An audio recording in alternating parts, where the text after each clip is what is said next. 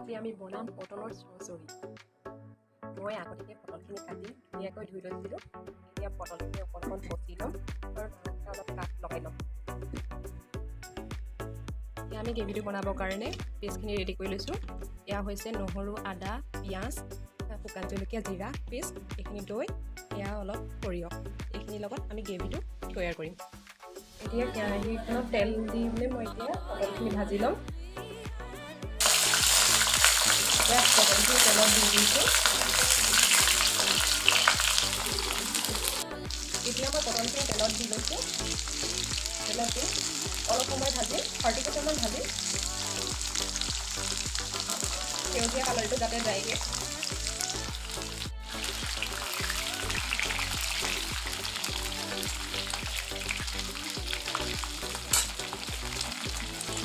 অলপ কমাই ল'ব।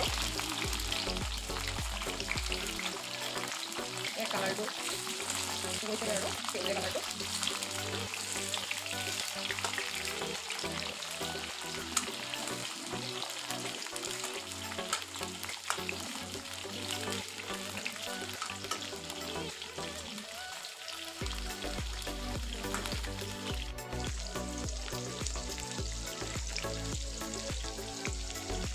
এয়া পটলখিনি ফ্ৰাই হৈছেগৈ আৰু 30% হৈছেগৈ আৰু মই এতিয়া এইখিনি কাঢ়ি ল'ম। কাঢ়ি লৈ এতিয়া গ্ৰেভিখিনি ৰেডি কৰিম।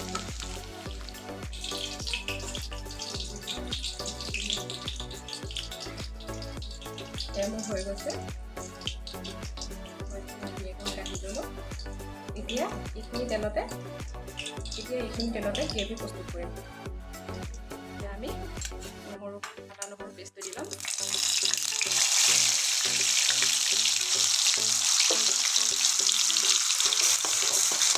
এতিয়া সৰিয়হখিনি দি ল'ম।